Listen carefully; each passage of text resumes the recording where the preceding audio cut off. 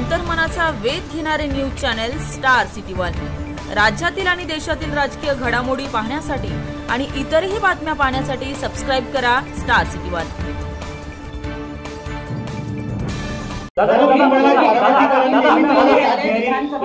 बारामतीकरांनी नेहमी साथ दिली, यावेळी काय झालंय कळलं नाही। नेमकी शरद पवार साहेब तुमच्या सोबत नव्हते म्हणून अशी घटना घडली का, किंवा तुम्हाला साथ दिली नाही असं वाटतं? मला त्याच्याबद्दल बारामतीत मी कमी पडलो हे निर्विवाद सत्य। आता ते कोणत्या कारणाकरता पडलो, काय पडलो, हा थोडासा त्यांच्याशी चर्चा केल्यावरच काही लोकांशी मला ते कळेल। कारण तिथं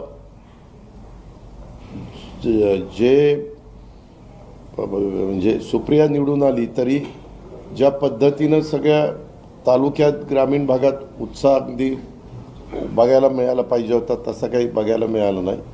काही भागामध्ये चौकात म्हणजे गुलाल बिलाल उधळण्याचं काम झालेलं आहे, पण मी म्हणतोय ना आम्ही कुठेतरी कमी पडलो। दादा, अवघे 3 महिने राहिले आहेत विधानसभा निवडणुकीला। तुम्ही म्हणताय की लोकांमध्ये पुन्हा एकदा विश्वास निर्माण करायचा आहे। या इतक्या कमी कालावधीमध्ये हे धनुष्य तुम्ही कसं पेलवणार आहात? आम्हाला निवडणुकीची गेले 35 वर्ष सवय आहे, त्याच्यामुळं आम्हाला सगळे आम्ही एकोप्याने पुढं गेलो आणि मागं ज्या चुका झाल्या त्या दुरुस्त केल्या आणि मागं ह्या इलेक्शनला जो घटक आमच्यापासून बाजूला गेला त्याला पुन्हा आमच्याजवळ आणण्यात आम्ही यशस्वी झालो।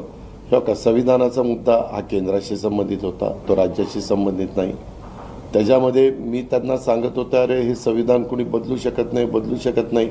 परंतु काय व्हायचं, त्यावेळेसच्या सत्ताधारी पक्षाचा एखादा कुठलातरी खासदार देशात कुठे स्टेटमेंट करायचा आणि ते नेमकं सोशल मीडियाच्या निमित्तानं ते स्टेटमेंट आपल्या महाराष्ट्रात पण यायचं, इतर ठिकाणी पण जायचं। मग ते म्हणायचे काय त्याचं लोक त्यांच्यातला एक तर खासदार असं म्हणलं।